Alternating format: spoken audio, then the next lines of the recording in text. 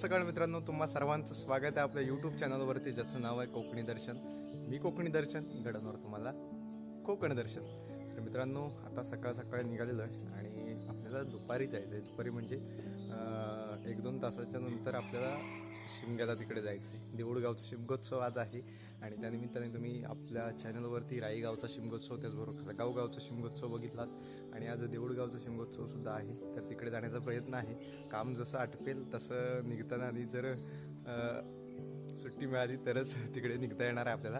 असो तर म्हणून आधी ब्लॉग सकाळी चालू करतो आहे आणि आजच्या शिमगोत्सवाचा ब्लॉग शूट करण्याचा प्रयत्न आहे आपला. तर तिकडे सुद्धा खूप जल्लोषात माड वाजत गाजत आणला जातो, उभा केला जातो परंपरेप्रमाणे, पद्धतीप्रमाणे. तर आणि तो माड नाचवण्याची, बघण्याची एक मजा एक वेगळीच असते. म्हणून लवकरात लवकर त्या शिमग्यामध्ये पोहोचण्याचा प्रयत्न असेल माझा. तर सकाळ झालेली आहे आता आणि सकाळ सकाळी निघालेलो आहे. तर तुम्हाला सर्वांना आता सर्वांच्या आपल्या कोकणकरांच्या घरी लवकरच पालखी येणार आहे आणि एक आतुरता एक वेगळीच लागलेली आहे. तर ते सुद्धा ब्लॉग आपल्या चॅनलवरती येतीलच. हे बघा, सकाळचं थोडं थोडं धुकं आहे आणि पहाट झालेली आहे आणि मी सकाळ सकाळी निघालेलो आहे. तर आजचा ब्लॉग शेवटपर्यंत नक्की बघा. तुम्हाला आजच्या ब्लॉगमध्ये, आजच्या व्हिडिओमध्ये देऊळगावचा शिमगोत्सव पाहायला मिळणार आहे.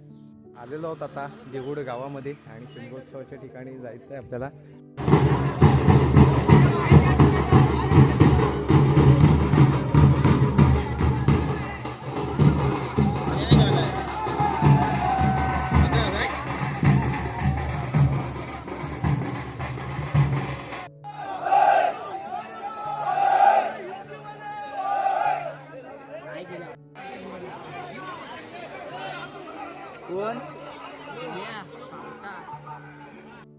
माड उभा करण्याची एक वेगळीच मजा असते, एक वेगळाच माहोल असतो. दरवर्षीप्रमाणे सुद्धा यावर्षी सुद्धा माड उभा केला जातोय.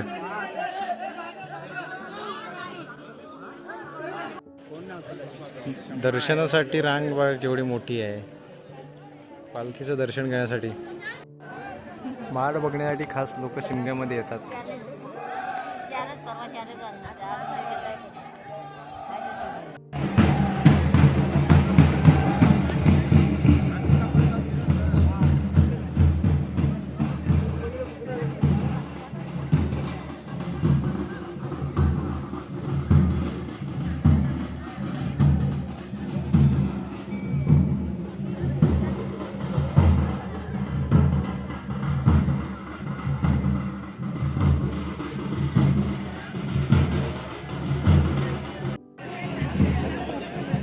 माड बघण्यासाठी सुद्धा खूप जण आहेत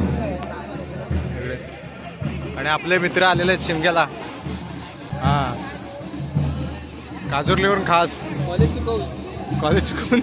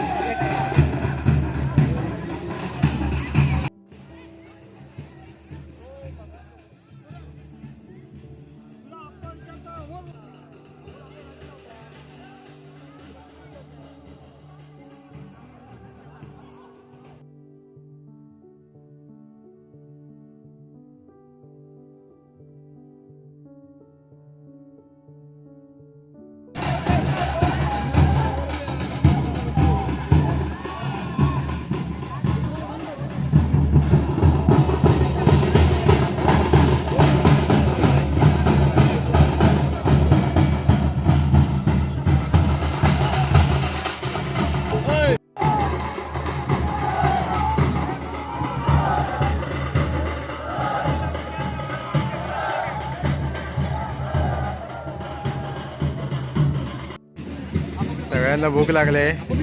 इथे राख्याता वडापाव खातोय, देतोय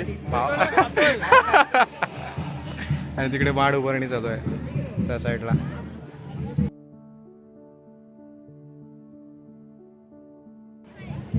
चटणी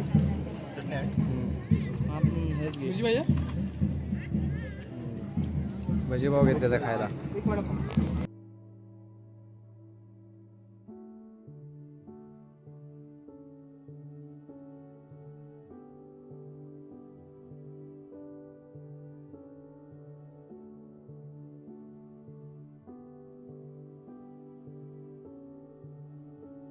थोड्याच वेळात आता माड उभा राहणार आहे, काही मिनिटातच. खूप मेहनत असते याच्या मागे गावकरी मंडळींची.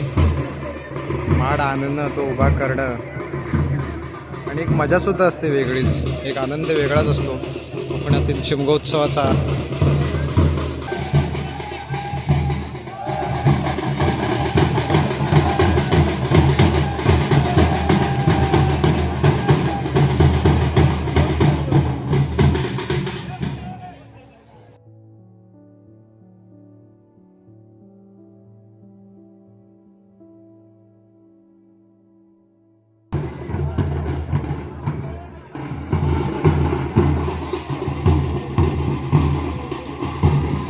माड आता उभा राहिलेला आहे परंपरेप्रमाणे, पद्धतीप्रमाणे. आणि आता पालखी घेऊन येतील माडासभोवताली फिरवण्यासाठी. इकडे साण्यावरती पालखी बसलेली आहे आणि गर्दीसुद्धा खूप आहे दर्शनासाठी. जेवढे भाविक येत आहेत तेवढे दर्शनाला जात आहेत पालखीच्या, म्हणून गर्दी आहे तिकडे दर्शनासाठी.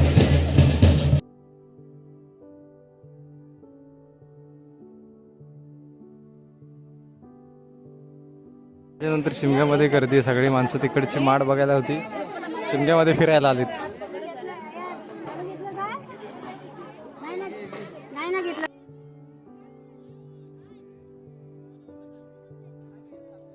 गरम होते, लस्सी पितोय आता मस्त थंडगार. घे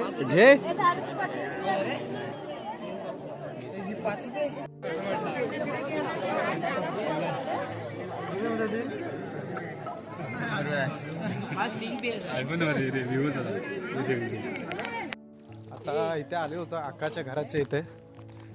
अमोलचा आका आहे, त्याच्या आत्ते त्याची, तर त्याच्या घराच्या इथे आलेलं, जेवलेलं मस्त आहे की. आम्ही नाही म्हणत होतो तरी जबरदस्ती तिने जेवायला सांगितलं, जेवलेलं. आणि आता निघालेलं आहे पुन्हा शिमग्यामध्ये जाण्यासाठी. चला दर्शन घेऊया पावनाई देवीचं.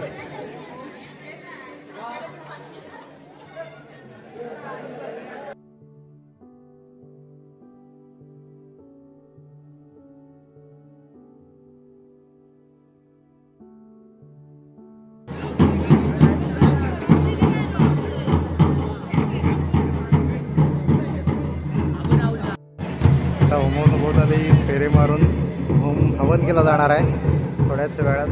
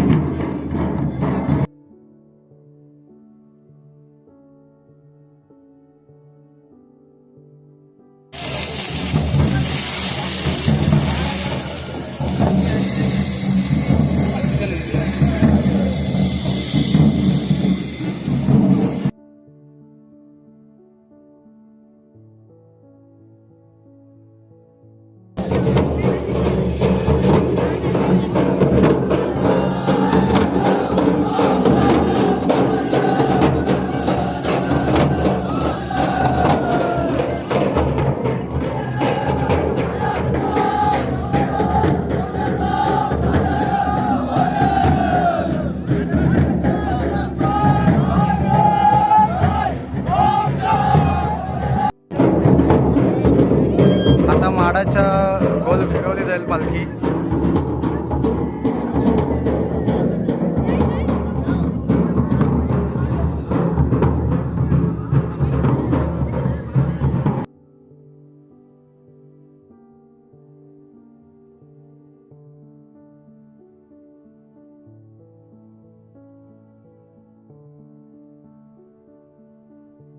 पालखी घेऊन आले आता माडाच्या सभोवताली फिरवून झाले. आता होमाच्या सभोवताली फिरवणार आहे तिकडे.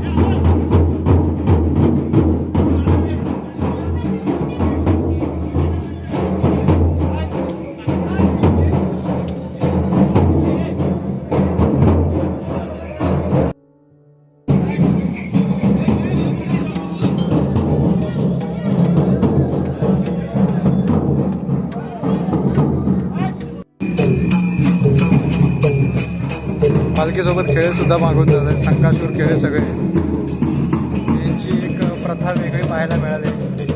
भारी. प्रत्येक गावची परंपरा प्रथा ही वेगवेगळी असतात.